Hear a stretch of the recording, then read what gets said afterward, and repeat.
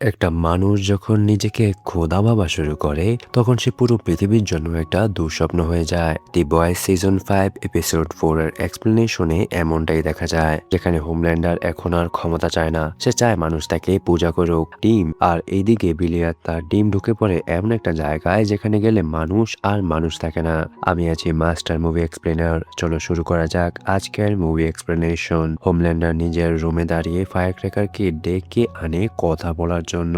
Fire cracker আসলে Homelander বলে, তোমার পুরো শরীর থেকে আমার বাপের গন্ধ আসছে কেন? তুমি কি আমার বাপের সাথে শুয়েছো নাকি? ফায়ার ক্র্যাকার বলে, না, আসলে একটা মিটিং ছিল তাই আর কি এমন। হোমল্যান্ডার বলে, তো যাই হোক, তুমি আমার কথা শোনো। কালকে একজন ফেরেশতা আমার সাথে দেখা করতে আসছিল আর সে আমাকে আমার ভবিষ্যৎবাণী বলে দিচ্ছে। ফায়ার ক্র্যাকার জিজ্ঞাসা করে, কি হবে আপনার ভবিষ্যৎ? হোমল্যান্ডার বুক ফুলিয়ে বলে, আমি হব খোদা, আমি এই দুনিয়ার সব মানুষের মাসিহা, দেবীর সবকিছু আমার কথা মতো হবে। ফায়ার ক্র্যাকার এই কথা শুনে আকাশ থেকে পড়ে, তবুও ভয়ে কিছু বলতে পারে না। হোমল্যান্ডার বলে, আমি আগে থেকে জানতাম আমি আলাদা সবার থেকে, আর তুমিও তো জানতে আমি অনেক স্পেশাল, তাই আমি গড। এই কথা সবাইকে বলার জন্য আমি তোমাকে সিলেক্ট করেছি। তুমি আমাদের সব মিডিয়া কাজে লাগিয়ে আমি খোদা এটাই মার্কেটিং করবে আজকে থেকে। এদিকে দেখা যায় হোমল্যান্ডারের ছেলে রায়ান এখনো বেঁচে আছে। হুশ ফেরার পর বিলি বলে, তুই ভাইরাস ছাড়া হোমল্যান্ডারকে কখনো মারতে পারবি না, ভাইরাস হওয়া পর্যন্ত অপেক্ষা করা দরকার ছিল।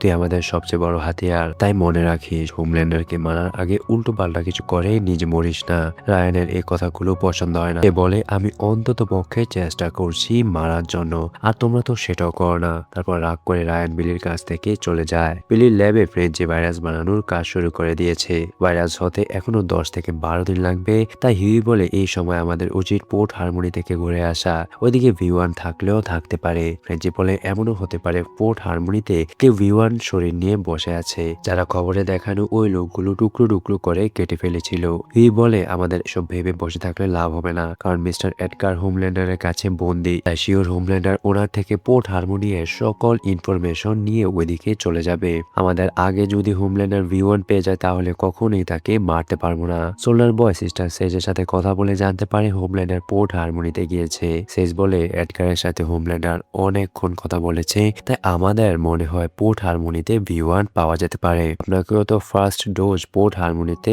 দেওয়া হয়েছিল, আপনি চাইলে হোমল্যান্ডারের সাথে যেতে পারেন, কারণ ওইটা আপনার পুরনো পরিচিত এলাকা। সোলার বয় এসব কথা শুনে কিছু না বলে রুম থেকে চলে যায়। আসলে সেজ সোলার বয়কে রাগিয়ে উস্কানোর জন্য এইভাবে বলেছিল কথাগুলো। বিলির টিম পোর্ট হারমোনির এলাকায় পৌঁছে গেছে। হসপিটালটা ভিতরে অনেক, তাই তারা 5 জন জঙ্গলের মাঝ দিয়ে হাঁটতে থাকে। কিমিকো বলে, এই জঙ্গলটা খুবই অদ্ভুত, এতক্ষণ হাঁটছি কিন্তু একটা পশু পাখি দেখলাম না। হঠাৎ একটা পাথরে ধাক্কা খেয়ে হিউই মাটিতে পড়ে যায়, আর ঠিক তার মুখের সামনে দুটা লাশ মরে পড়ে আছে। লাশের অবস্থা ভয়ানক, নাক মুখ দিয়ে পোকা বের হচ্ছে।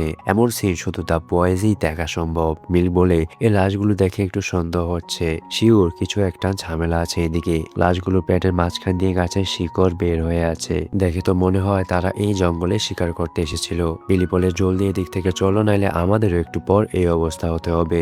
সবাই সাবধানে ওই খুনি জন্তুকে খুঁজতে খুঁজতে পোর্ট হারমোনির হাসপাতালের কাছে গিয়ে দেখে হাসপাতালের সামনে সব পশু পাখি মেরে ফেলে রেখেছে। জঙ্গলের সব প্রাণী এদিকে মরে পড়ে আছে, তাই বোঝা যায় ভিতরে যে আছে সে খুব ভয়ানক। এদিকে স্টারলাইট মনের কষ্টে তার বাপের সাথে দেখা করতে চলে যায়, কিন্তু তার বাপ এখন বিয়ে শাদী করে আলাদা থাকে। এমনকি তার একটা ছেলেও আছে, নাম মেশন। মেশন আবার হোমল্যান্ডারের ভক্ত।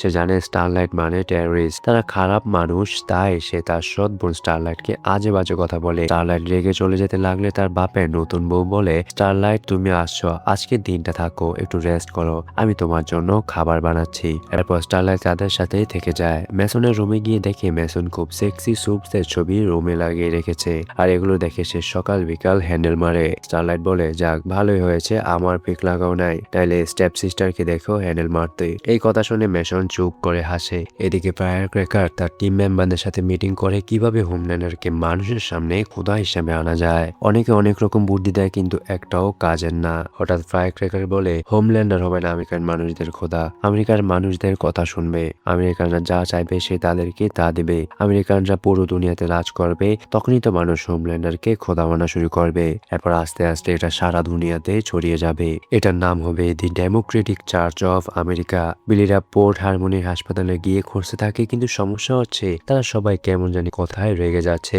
হাসপাতালের ভিতর মানুষের লাশ পড়ে আছে। ফ্রেঞ্চি চেক করে বলে তারা শিকারী। আর অবাক করার ব্যাপার হচ্ছে নিজেরাই নিজেদের ছুরি দিয়ে এক অপরকে মেরে ফেলে রেখেছে। বিলি বলে তুই কি বলছিস, কিছুই তো বুঝছি না। ফ্রেঞ্চি বলে টক্সোপ্লাজমোসিস, এটা বিড়ালের পায়খানার মধ্যে থাকা জীবাণু। মানুষকে এই জীবাণু ইনফেক্ট করলে মানুষের রাগ আগুনের মতো বেড়ে যায়। বলে মরা মানুষগুলো কি বিড়ালের গু খেয়েছে নাকি? ফ্রেঞ্চি বলে না না, এমনও হতে পারে V1 এই হাসপাতালের পানিতে পড়েছিল, এরপর গাছ V1 পেয়ে চেঞ্জ হয়ে নিজের শরীর থেকে টক্সোপ্লাজমোসিস বের করে রাগ বাড়িয়ে দেয়, আর এদিকে যারা আসবে সবাই মারামারি করে। মারা গেলে গাছ তার শিকড় দিয়ে লাশ থেকে খাবার নিয়ে নেয়। এদিকে ক্যাম্পারদের লাশ, এমনকি সব জীবজন্তুর লাশ, এমনকি তোমরাও আসতে কেমন জানি হয়ে যাচ্ছ। কিমিকো বলে ও আমি নাকি কেমন ব্যবহার করছি? ফ্রেঞ্চি তুমি নিজেই তো নাক দিয়ে কোকেন নিতে। ফ্রেঞ্চি বলে কথা তো ঠিক, আমি এত বছর ধরে নেশা করে ব্রেনের 12টা বাজিয়ে ফেলেছি, তাই এই প্যারাসাইট আমার কিছুই করতে পারছে না, কিন্তু তোমাদের ইনফেক্ট করছে। কথা বলার মাঝে বিলি দেখে হোমল্যান্ডার তার বাপ সোল্ডার বয় এদিকে চলে আসছে V1 খুঁজতে। হোমল্যান্ডারকে দেখে বিলি যাচ্ছিল মারামারি করতে, কারণ এতক্ষণে সে প্যারাসাইটের এফেক্টেড হয়ে রেগে আগুন। কিন্তু ফ্রেঞ্চি থামিয়ে দিয়ে বলে এখন হোমল্যান্ডারের সামনে গেলে তোমাদের মেরে শেষ করে ফেলবে আর নিজে V1 নিয়ে যাবে। এটা নিয়ে তোমাদের প্রতিশোধ নেওয়া সিস্টেম। বিলি বলে তুমি এইভাবে নিয়ে তোমার ওয়াইফের উপর করা নির্যাতনের প্রতিশোধ নিবে? এরপর তারা জলদি করে আরো ভিতরে যায় V1 খোঁজার জন্য। বিলিক দেখে একটা মজবুত স্টিলের লকার কেউ এক ঘুষি দিয়ে ভেঙে ফেলে রেখেছে। বিলিকে জিজ্ঞাসা করে তোমার পরিচিত এমন কোন সুপ আছে যে এত জোরে ঘুষি মারতে পারে? বিলি কিছুক্ষণ চিন্তা করে জানায় এমন তো অনেকেই আছে, কিন্তু V1 খুঁজতে কে আসবে সেটা বুঝি না আমি। ফ্রেঞ্চি ফ্লোরে একটা প্যাকেট দেখতে পায়, ওটা হাতে নিয়ে চেক করে বলে আরে এর ভিতরে তো কোকেন রাখা, এর মানে সুপটা যে এসেছিল এখানে সেও নেশা করে। বিলি বলে এমন শুধু একজন আছে যার নাম বমসাইড। হিউই জিজ্ঞাসা করে বমসাইডকে তো আগে V1 দিয়েছে, তাহলে সে আবার কেন আসবে? হোমল্যান্ডার আর সোল্ডার বয় ও ল্যাবের ভিতরে ঢুকে। সোল্ডার বয় তার পুরনো স্মৃতি মনে করে বলে শেষবার এদিকে যুদ্ধের ময়দান থেকে যেতে এসেছিলাম, জার্মান সৈন্যদের রক্ত আর ব্রেন আমার শরীরে লেগেছিল।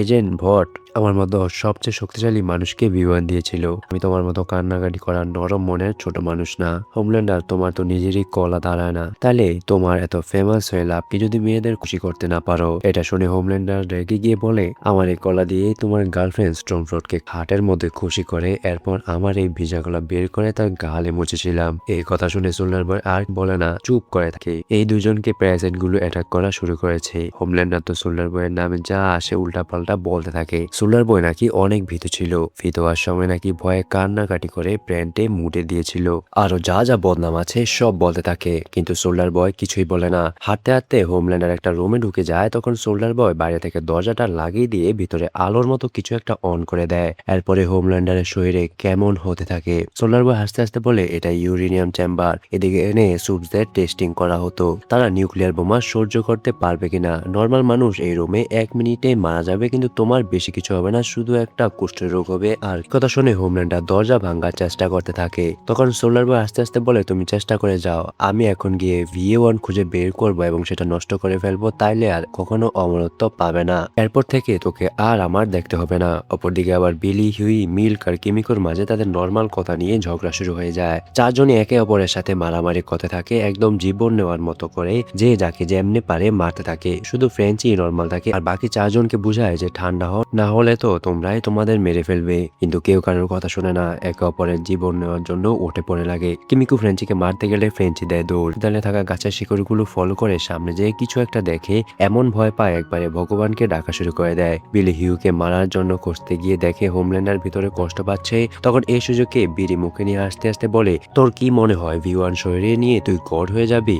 আমি জানি তুই যা করস না কেন তুই কখনো হ্যাপি হবি না, এজন্য তোর ছেলেরও কুকুরের মতো মারছস। আর কত নিচে নামবি তুই, আমি ভাইরাসটা এনে নেই, এরপর দেখিস তোর কলিজায় কত জোর। হোমল্যান্ডার হেসে বলে ওই ভাইরাস তো তোমার কাছে নেই, যদি থাকতো এতক্ষণে ইউজ করে ফেলতে। তোমার কাছে আমাকে মারার মতো কিছুই নেই, তুই আমাকে কিছু করতে পারবি না। আমি V1 নিয়ে তোরা সবাইকে একদম ভাজি করে ফেলবো। বিলি বলে আমি কথা দিলাম মরার আগে আমি তোরে শেষ করে এরপর মরবো। একথা বলে বিলি চলে যায়। এদিকে হিউই, মিল্ক আর কিমিকোর মাঝে ভয়ঙ্কর মারামারি চলছে। কিমিকোর ভয়ে হিউ একটা বক্সের ভিতরে গিয়ে লুকায়। বাইরে থেকে কিমিকো এটা ভাঙার চেষ্টা করতে থাকে। ফ্রেঞ্চি দৌড়ানো সময় সোলার বয়ের সামনে পড়ে। সোলার বয়কে দেখে ফ্রেঞ্চি একটা বুদ্ধি চিন্তা করে আর সোলার মুখ গিয়ে দৌড় দেয়। সোলার বয় ফ্রেঞ্চির পিছনে যায়। সোলার বয় রুমে ঢুকে দেখে কুইন নামের একটা সুপ ওয়ালের সাথে লেগে আছে। তার সারা শরীর শিকড় দিয়ে ভরা, শুধু মুখ আর হাড় দেখা যাচ্ছে। এই কুইন সোলার বয়ের সাথে V1 টেস্টিং এ ছিল। ডক্টর ভট এই দুজনের উপর একসাথে টেস্টিং করেছিল।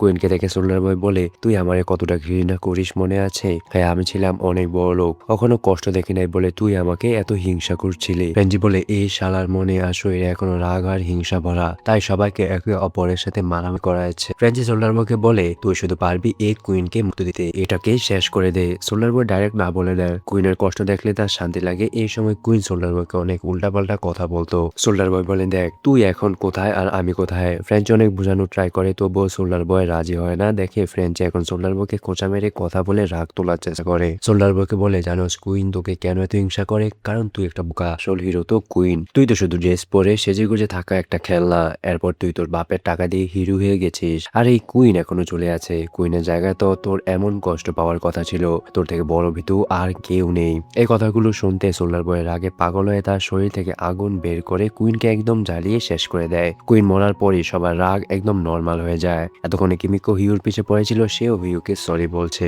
সবার মাথা ঠান্ডা হলে 5 জন গাড়িতে করে পোর্ট হারমোনির হাসপাতাল থেকে চলে যায়। কিন্তু মিল কিমিকো কেউ কারোর চোখে লজ্জায় তাকাতে পারছে না, কারণ রাগের মাথায় তারা একে অপরকে যা বলেছে এসব সহ্য করার মতো না। বিলের সিচুয়েশন নরমাল করার জন্য গান শুনতে চলে যায়। হোমল্যান্ডার অনেক কষ্টে ওই ইউরেনিয়াম চেম্বার থেকে বের হতে পারে। যাওয়ার সময় থেকে সোলার বয় বাইরে বসে আছে। হোমল্যান্ডার মারতে যাবে তখন বলে, V1 এদিকে ছিল না। হোমল্যান্ডার জিজ্ঞাসা করে, তুমি কি কান্না করছো? সোলার বয় বলে, যদি মারতে চাও তাহলে জলদি মেরে ফেলো। কথা শুনে হোমল্যান্ডার কিছু বলে না, এদিক থেকে চলে যায়। ওইদিকে কিমিকো হিউর কাছে সরি বলে নেয়, কারণ আগের সময় অনেক কিছুই বলেছিল সে। পিলি আর মিল তাদের মধ্যে মনোমালিন্য শেষ করে ফেলে। পিলি বলে, আমার মাথায় একটা প্ল্যান ঘুরছে। এটা শুনে মিল্ক বলে, ফাইনাল যুদ্ধ তাহলে শুরু হয়ে গেছে। এরপর বসে বিয়ার খেতে থাকে। স্টারলাইট এতক্ষণে তার বাবার বাসায় ছিল। বিদায় নেওয়ার সময় সে বাড়ির বাইরে দাঁড়িয়ে কান্নাকাটি করে। তার বাবা তার মাকে ফেলে নতুন বিয়ে করে বউ বাচ্চা নিয়ে আলাদা থাকে। এরপর স্টারলাইট চলে আসে হিউর কাছে। হিউ স্টারলাইটকে বলে, তুমি চলে গেছিলে, ভালোই করেছ। আজকে তুমি থাকলে একদম সবগুলো মরতাম শিওর।